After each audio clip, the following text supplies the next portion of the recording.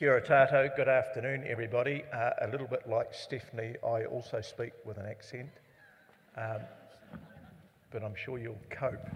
As you've just heard, we are going to have a panel discussion this afternoon, and which is Mark? I thought Cherie's presentation was fantastic and quite an appropriate segue to our session actually, because we're talking about membership as well.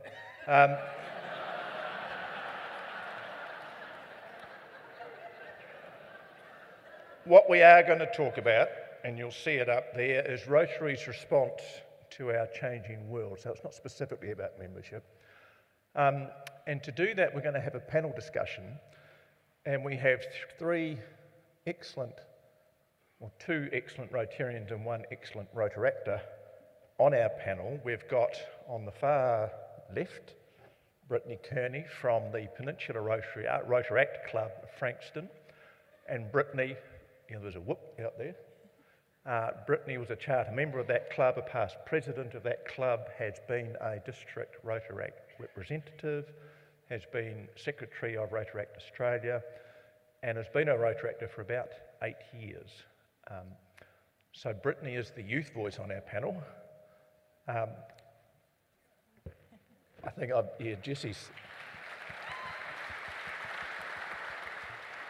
Jessie and Tim have just expressed disappointment that they're not the youth voice on this panel.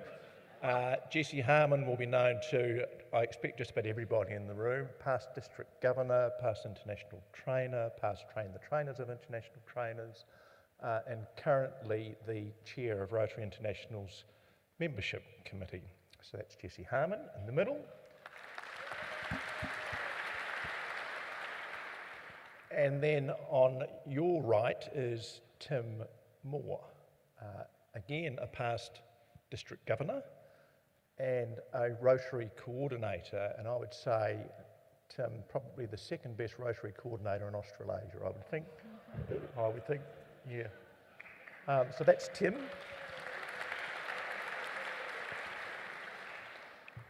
And we're going to use some technology to try and elicit some questions from you. So we've got 40 minutes. I'm going to give a presentation shortly for about 8 or 9 minutes, but that leaves 30 odd minutes. And it's going to be really dull if we don't have questions for the panel. So Tim is going to tell you how you can ask questions of the panel via your devices. So I hope you haven't turned your devices on. But Tim, do you want to come and explain?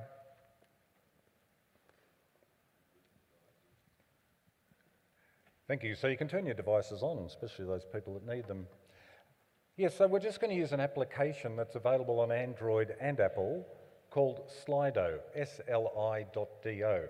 So we can perhaps have the lights up a bit to help you. Now, we're obviously not got enough for 1,600 questions, although we could perhaps, couldn't we? No, we'll need to go out for dinner tonight. So if you could just search in your app store, and it's free, sli.do.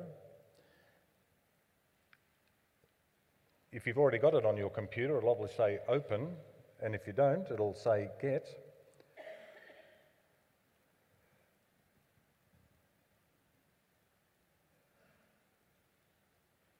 So I'm not going to take any time, I'll let you, I think John's presentation's not that good anyway, so you'll be able to do this while you're doing it. And if not, we'll get Mark up perhaps later. But when you do get the app up, it doesn't take long to load, just obviously launch it and enter your code. And our code for this assembly is T773, and then just enter the green, the OK button. And that should, then you can just type in, you can put your name in or you can remain anonymous. Although if we see Ian Risley typing, we'll know who that is. Yeah, thank you. We'd love you to provide some questions on this topic as John goes through the production. Thank you. Thank you, Tim. I was a bit worried when you said we'd get Mark up. Right. Oops. I'll give it to you. You hang on to that. All right, yeah. Thank you, Tim. I want to spend a few minutes now talking about change. The topic or the theme for this session, as you've seen, is what's Rotary's response to a changing world. So I just want to quickly run through some of the things that have changed in our world since Rotary began in 1905. That's what Rotary started as in 1905. So a meeting every week at the same venue, guest speaker every week pretty much. You had a structure of a president, secretary, treasurer, directors and committees. Lots of flags and banners. I've left bells off there. It was really for the wealthy elite. Did things like singing the national anthem, you had sergeants, nothing wrong with that. Rotary's the biggest bushel in the world, so we hide our light very well in Rotary over the years. And everyone changed roles every year, so that was the model that we started with back in 1905. And of course things have changed a lot since then, haven't they? Well, in the world around us, they have. If you think of that Model B Ford in 1905, we've now gone to the Tesla. The Wright brothers first flew in 1903, just before Rotary took off. And now we've got Dreamliners.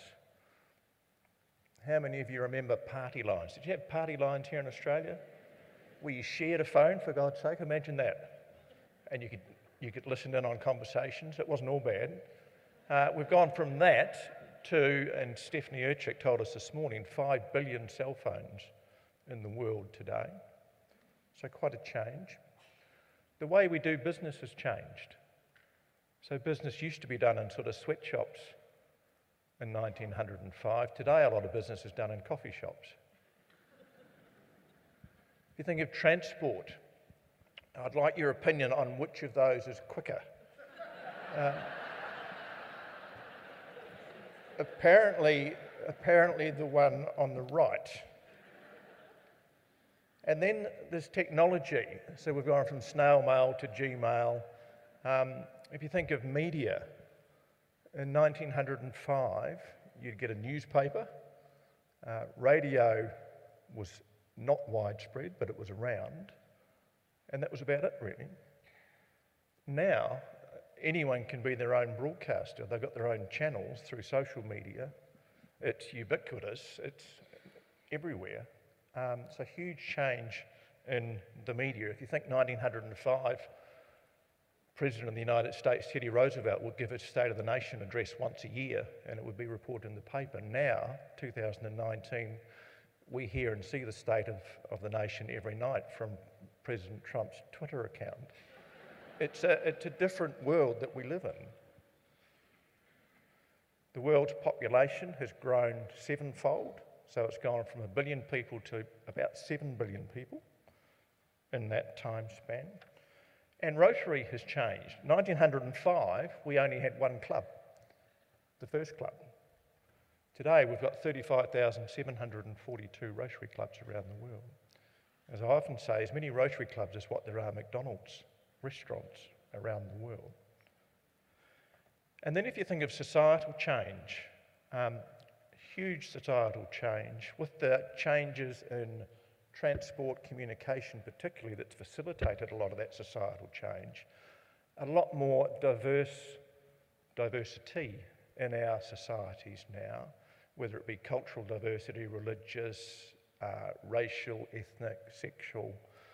And as Cherie said in her fabulous presentation, how boring would it be if we didn't have diversity? And if we don't have diversity, very soon we'll become extinct. And we need to think about that in our Rotary culture, I think. If you think of Australia and the different ethnicities across Australia, hundreds of them. One thing that hasn't changed particularly is the gender mix. Roughly, I'm not a scientist, but roughly half of you are female and half of you are male. In 1905 in the States, women weren't allowed to vote. Women in Victoria weren't allowed to vote until 1908. Even Queensland beat you, I think, 1905. 1920, women were allowed to vote in the States. And then Rotary followed soon after, didn't it? 1989, kicking and screaming through the Supreme Court in the US before we deigned to admit women into Rotary. So that's some of the changes that have been happening in the world around us over the last 114 years. This was Rotary in 1905. Just go back to that. Is it still Rotary today? When you look at that, how much has actually changed in terms of the product that we offer? If you think of our external facing, what are we offering to the community and to the public and to people that potentially might want to join us? What's the Rotary product? And has it changed apace with the rapid change that's occurred in the world around us during that same time? That's the Council on Legislation. 2016, what's been acclaimed as the most progressive Council on Legislation ever. It's also been said that it started from a low base, but it was a very progressive Council on Legislation in that it introduced a whole lot of flexibility to the way that we as Rotarians and as Rotary clubs can operate. So able to meet in different ways and less frequently, relaxed attendance requirements, different membership types, inviting Rotaractors to become members, different types of clubs, and we've seen satellite clubs and e-clubs, NRG passport clubs, for-purpose clubs, a whole lot of different types of clubs, different types of memberships, associate membership, family and corporate. So there's a whole lot more flexibility open to us now, and I guess that's come from our, don't get too excited, product development lab in Rotary, is that it's looked at our product in terms of Rotary and said, well, we can make it a much more attractive and much more relevant product if we introduce this flexibility. So I guess the question, and we're about to move to our panel discussion shortly, but the questions are, Rotary 2019 in Australasia, how accessible and relevant are we? When we think about costs, when we think about our openness to diversity and our flexibility and openness to change, if you look at the 1905 Model B Ford and the 2019 Tesla, if you think about your club, where in that spectrum is your club? Is it closer to 2019 in terms of a product offering to the public, or closer to 1905? And if it's closer to 1905, the halfway point, by the way, is 1962. So if you're on the wrong side of 1962, you need to move. If you're anywhere behind 2019, you need to move, because otherwise you will quickly become irrelevant. And we've seen some well-known examples of what happens when organisations lose their relevance. Fortunately, we've got a panel to talk about this. And there they are there again. I don't know, Tim, whether any questions have come in. Right, good.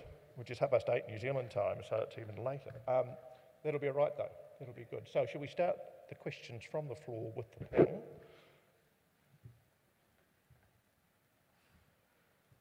I think there's a microphone.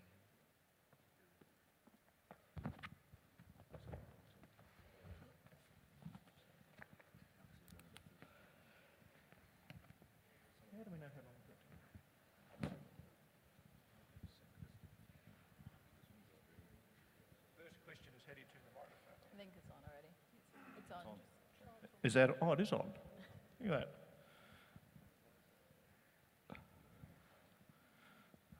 So the first question for the panel, what strategies do you suggest for bringing long-standing Rotarians along with you when you propose changes in a club? I'll just repeat that. What strategies do you suggest for bringing long-standing Rotary members along with you when you propose changes in a club? That's from Anonymous. There's a lot of them, actually. I should have said, I won't broadcast your name, so if you've got a really dumb question, feel comfortable asking it, and we won't say who it was. But that's a very good question. Who wants to go first in that? Well, I think Tim. I'll go first, but there is another one there. There's a chap stuck in the toilets. He's run out of paper. Thank you for that one. Look, I think that question, and I'm sure I don't have to repeat it, is probably the greatest problem we've almost got in our clubs. And I can only say is whatever you do, what works really is taking the members with you. I think a lot of clubs have forgotten that they're actually there to represent their members. Boards are not as transparent as they used to be. And we do know that we want to keep the older members too. We don't want them to leave.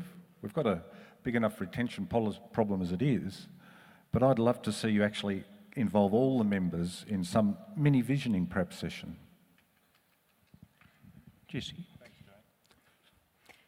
I mean, I think making sure that everybody has a clear view of what the end point looks like is really important. I think you need to make sure that members feel equipped. You know, they have the resources, they have the skills, they have the knowledge to enable them to move in that direction. I think you need to a reward, and I mean, we don't throw out a lot of money unless you're getting paid more than I am to be a Rotarian.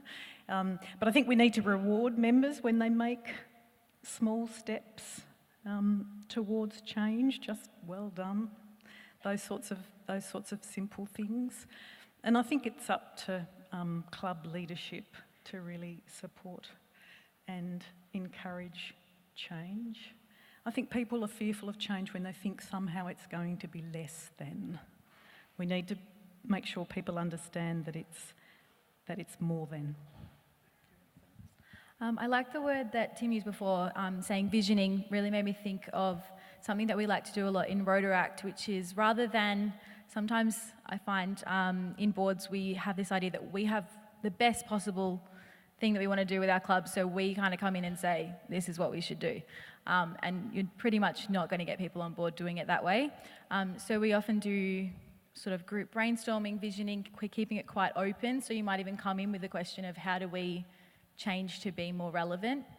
And I think if you give the members the power to choose some of that change themselves, they'll definitely be more on board.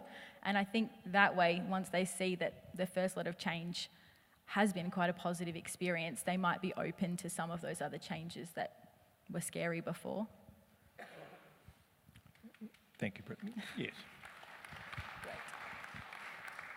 Just got a comment here. Hey, maybe we should host Rotary meetings at McDonald's and shout the younger ones dinner. We might interest them a bit more then.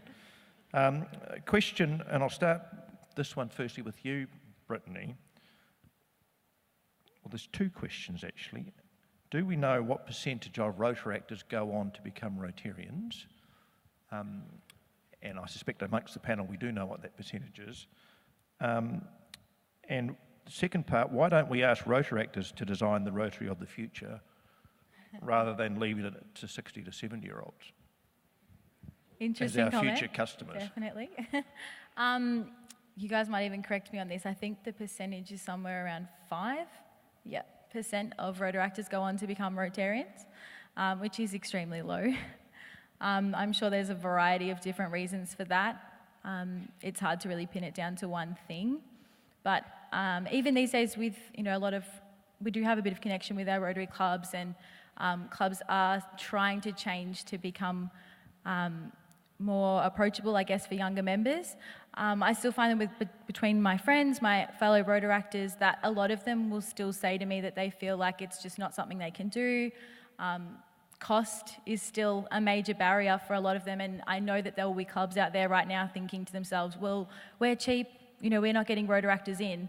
And I guess my question is, if you are making those changes that you think will make you more approachable for younger members, how are you letting them know?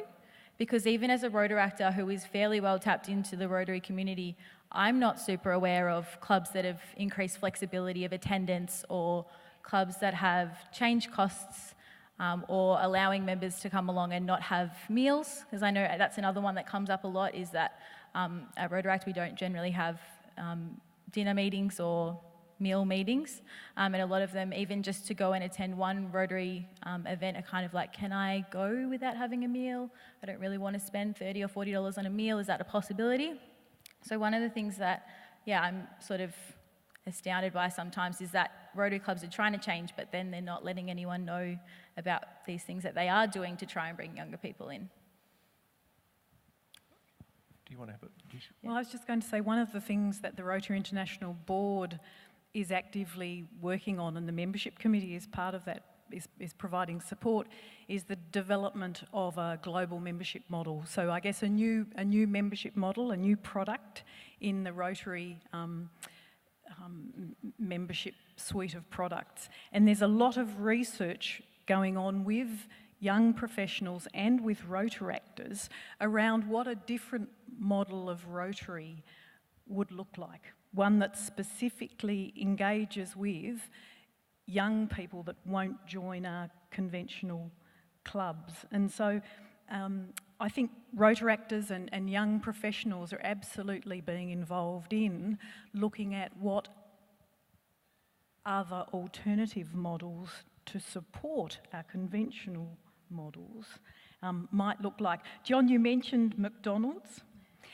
At one of the last Rotary membership meetings that I went to, somebody with great pride from the committee reminded us that there are in fact more Rotary clubs than there are McDonald's outlets. You know, if we could just harness the same sort of recognition and promotion, you know, what incredible impact we would have. I was just going to say, following on from that, that there's a very small percentage, as we've discussed, who move into Rotary clubs, but I know of many clubs that are hosting Rotaractors to become dual members of their club, and hopefully move into their club as time goes on. I'm also a bit discouraged at times, though, when I see that many Rotaractors, and I'm not putting anyone on the spot, but are actually joining e-clubs in other countries. You know, like the Rotary Club of Silicon Valley, for example, is a very young-minded club. So I think it's a great opportunity with the new flexibility we have now to get clubs to sponsor or just invite Rotaractors and really, you know, make them know more about what Rotary is and make them feel comfortable with what Rotary is. And I think you should make changes. Whatever is suggested or whatever you think about, try it. Don't be frightened of making mistakes. We've got about 100 questions so far, so that will probably do us. That's great, actually. There's a lot of questions. One of them is Rotary and volunteerism a dying thing? So I guess the question, well, that is the question, how is volunteering changing and what does that mean for our clubs? Volunteering is absolutely not dying. Not dying anywhere in the world. And interestingly, the demographic with the greatest increase in volunteering is in fact the young demographic. What is changing is the way that people want to volunteer. And overwhelmingly, all of the research tells us that people want more flexibility about the way they volunteer, and they want more meaningful volunteering roles. And we are seeing the rise of, you know, digital volunteering, skills-based volunteering, cause-based volunteering, workplace volunteering. And I think one that is particularly challenging for us in Rotary is the rise of episodic volunteering. People that just want to volunteer now, or again, or now. They don't want to do it week after week after week after week. And I think that's our particular challenge. So don't let anybody tell you that volunteering is declining. It is absolutely not, quite the reverse. But the nature of volunteering is changing, and we absolutely need to respond to that. Thanks, Jessie. Not sure. You don't have to answer every question. Yep. Okay, no, that's good. I just got a shout out here from the Caroline Springs Club. Is that a club? Yeah. Said our club is diverse and cheap to attend at $5 a week. We're very diverse, but actually have 3/4 women. We'd like a few more men. But a further question, why do we have separate clubs for the ages and not have everyone mixing, sharing skills and experiences within the one meeting? So I guess that's about Interact, Rotaract, Rotary. Who wants to tackle that one, Brittany? Yeah, I mean, I would love to see a club that had a huge range of ages. To be quite frank, at this point, I don't see many Rotary clubs that have a diverse range of ages themselves. So I find that a lot of Rotaractors are probably hesitant to join a Rotary club because at the young age of 18, 19, 20, a lot of them do find older people just harder to relate to, and that's not on you. They're just in a different age bracket. They're just not, I guess, super mature sometimes. And that can be something that they need other people of their own age to, I guess, relate to, experience things with. And that's not to say that they can't work together on these projects with older people as well, but it's probably a bit hard when you do have such a big age gap. So I feel like if we had Rotary clubs that had more of a spread of members, then it might be a bit more inviting to younger people, if that makes sense, rather than sort of a 18-year-old trying to jump into a club that has the youngest member of 40 plus. It can be a bit daunting. Do some of you older panellists want to respond to that? Well, seeing there's not an older person, I better do it then. I always think a great test for any club is to say, would your own children join your club? And the lights aren't up, but I could imagine that not many children or sons or daughters of Rotarians would probably join their club. They know what Rotary's about in a lot of ways too. So I think we've got to look at ourselves about how we can actually engage more with younger people. But I don't think younger people necessarily have to be 18, and I don't think they'd want to join Rotary personally. But we can give them great causes and get them to be involved with us and give us the helping hands, the lift that we often need in clubs. So I'd applaud that. But often when we're talking about younger people, I guess we're talking people in their 40s and 50s. And remember those days? I do. Anyway, no, but I think the fact is that we really can engage with all age groups, but we've got to be flexible in how we do that. And I think that's where we can try some of these great ideas. Thanks, Tim. This one's about structure. Is belonging to a club as the only way to be involved in Rotary still relevant? Even given the flexibility around different types of clubs that we now have, is a club model still relevant after 114 years? I think it's really interesting that quite a few of our speakers today have spoken about the flexibility and people wanting to jump in, especially young people, on a project basis or on a one-off volunteering aspect, because yes, I do find that some people are like that. However, a lot of the people that I meet with that are Rotaractors or have joined the Rotary family at a young age, the reason that they love Rotary is because of that community feeling.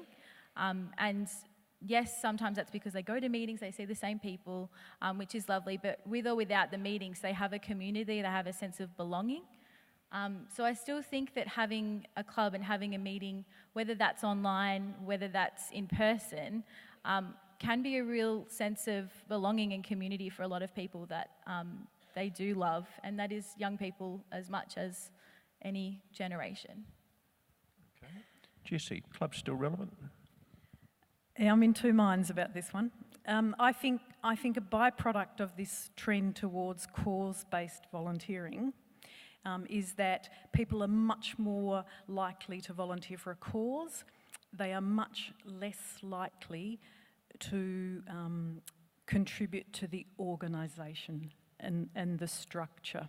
And some of you might be experiencing some difficulties finding people wanting to be presidents and secretaries and treasurers. I think there will always need to be a community, so I absolutely agree. But I think the boundaries of clubs are going to get fuzzier. I think there's going to be all sorts of different categories of membership that blur those boundaries. Club is binary at the moment. It is a club or it isn't. I think we're going to see lots of different types of ways of engaging with Rotary in the future, and I think the notion of club will change. Yes, it's actually hard to imagine the club being traditional like they are now in another 10 years' time, isn't it? Or 20 years' time, indeed. But I think you're right. I mean, there's a lot of clubs, and I know Hawthorn and Melbourne Club are trialling almost branches of their clubs, where they, a bit like the Passport Club idea or a satellite club, but where they don't connect necessarily with a weekly meeting or anything like that. They meet more flexibly. And I think that's the great thing. You can keep your older members happy because they can still have their meal once a week or whatever in a meeting. But the younger ones or the more flexible meeting type people can actually experience the club and the good they can do through Rotary in their own way. And I think that's fantastic to see. Thanks, Tim. I mentioned before we had about 100 questions. I've done something to Tim's iPad and I've now only got 5. And I've asked 4 of them, so I'm a little bit concerned. But while I'm asking the 5th, Tim, can you get the questions back, please? The 5th question is around costs of being a Rotarian, and we've had a number of questions, some of which I've lost, about relating to the high cost or the perceived high cost of being a Rotarian. So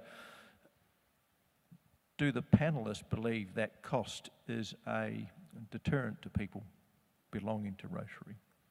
Or Yes. joining or staying? So from a young perspective, yes? Yes, I had a discussion, knowing that I was coming on the panel today, with some fellow Rotaractors this week and asked them about their thoughts on Rotary, especially the Rotary dual membership. And one of the first things that came up was their perceived idea that Rotary was too expensive for them. Whether or not that's true, and obviously that's going to be different for every club, there's definitely a perception from a lot of young people that it is too expensive. The marketer in me says that people will always pay for the things that they value. And I think we have to look at the value exchange in Rotary. And I was going to say, often to be a Rotarian is not the expensive thing. It's a cup of coffee a week. It's the added things, like you've mentioned, meals and things like that. But I agree, yeah, totally. Just on that Rotaractor and Rotary, with the council on legislation allowing membership of both, the logic for that was it would make it cheaper for Rotaractors or more accessible for Rotaractors, but didn't it double the cost? Because you've got to pay 2 subs? Yes, I mean, we do have one dual member in our club, Peninsula Rotaract Club, Emily, who is actually the president of the Peninsula 2.0 Rotary Club, as well as staying part of our Rotaract Club. But yes, Emily still pays normal Rotaract fees, just as she has every other year, and I couldn't tell you how much she pays for Rotary, but she's a part of that club, and as a member, she would be paying whatever it is that she needs to pay. So it does make it, I guess, more expensive. Those that I've spoken to about the idea of a dual membership have said that for the most part, a lot of them would see it as an idea for maybe transitioning into Rotary, maybe once they got to the older age category of Rotaractors. A lot of them are just feeling like at the moment they're really happy being in Rotaract, and I honestly don't think there's a problem with that. To me, Rotaractors are Rotarians, and obviously we'd ideally like to see them moving through to the Rotary family once they want to leave their Rotaract club. But yeah, as I said, a lot of them said that maybe a dual membership would be an idea as a transition to sort of find out about Rotary clubs, get involved in some before potentially moving into Rotary. But for a lot of them, the time commitment between coming to our meetings and going to Rotary meetings, and then also the cost, was a barrier to being a member of both at the same time. Thanks, Brittany. Jesse? Brittany, I want to ask you a question. Do you think... I'll ask the questions, Jesse. No. You've lost control. It's the first sign of a moderator. Do you think, Brittany, that Rotary would be more attractive to Rotaractors if a bunch of you Rotaractors actually went and started your own club? Probably, yep. I feel like a lot of Rotaractors feel that maybe they've gone through a lot of things in Rotaract, so they've been a president, they've been a DRR, they've experienced a lot of things, run their own committees, and then joining Rotary, again, it's a perception. It might not be true for your club, but they might feel that they're starting again. They might not feel that their voice would be heard, and that coming from a place where they had a really big part in shaping the way that the club worked and the projects that were being done to sort of restart all over again with traditions that are already set can be quite daunting. Thanks, Brittany. Tim? Yeah, I was just going to say, don't you have iPads in New Zealand? You just have to swipe that. Anyway, that's one thing. Another thing was, I'd like to... I agree, and I think I know clubs that are actually sponsoring Rotaractors to be members. Now, you don't have to, of course, but it's just an idea, because I think one of the reasons why Rotaractors don't move on to Rotary as a group is they don't have a connection. And I think we've made a lot of Rotary clubs tend to ask them to be the car park attendants on our... We don't involve them when we're planning our fundraisers or our projects. So what we tend to do is ask them to help us with the lifting maybe, and all that sort of thing. We're really, every day or every week, we could involve them more ways in being part of our clubs. Just an idea. Yeah, I'm really glad you mentioned that, because I've been thinking a lot about that as well. A lot of Rotaractors have said that they feel like they would make stronger connections with Rotarians and feel more comfortable moving into their clubs, either being asked to be a part of a project early on in the planning stages so they can develop skills or use the skills that they already have, because they are young professionals, they do have skills, and they can then develop more meaningful connections with Rotarians that way. And a few Rotaractors that I've spoken to have also said that they love it when Rotarians invite them to socials. So if your club is having a social event, they said that they then feel they actually can get to know those members and feel more comfortable with what that club's doing and who's involved. Thank you, Brittany. I've just had the wind-up signal from the MC, the sort of sign, so we will finish this. But just a final question, which I'm going to direct to Jessie, and then I'm going to finish just with a quote. But the question, Jessie, in your role as chair of the RI Membership Committee, how is the Membership Committee at RI seeking to address our membership challenges? Okay. The RI Membership Committee is supporting the board and our membership challenges in two ways.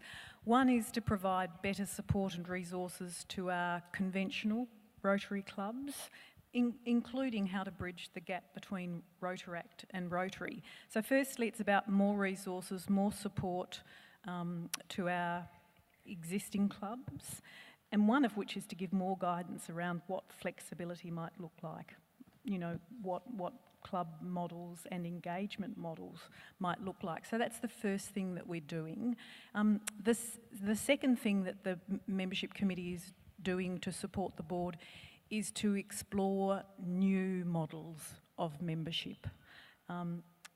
No more or less important than our conventional club model, but another product in the suite, targeted specifically at those people that won't join clubs in our traditional form. So it's a sort of dual strategy. While I've got the microphone, can I just dispel the myth that I have dressed this way to coordinate with the stage curtain?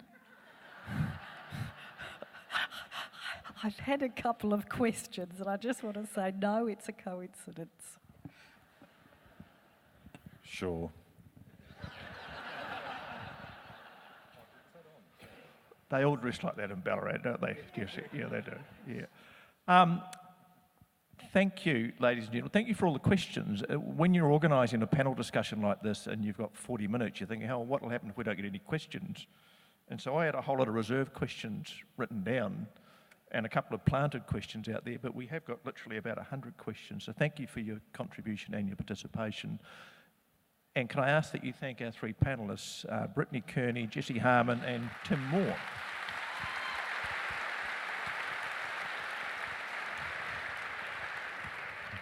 And I just want to finish, I've only got one thing to do, and that's just to finish with a couple of quotes. First one from Paul Harris, you would have seen this. This is a changing world, we must be prepared to change with it. The story of Rotary will have to be written again and again, and that's a very old quote from Paul Harris, but still relevant, as relevant today as it was when he wrote it in 1935. Second quote is from our Ripper, Stephanie Urchik, at breakfast this morning. She said, we need courage to look for change in Rotary.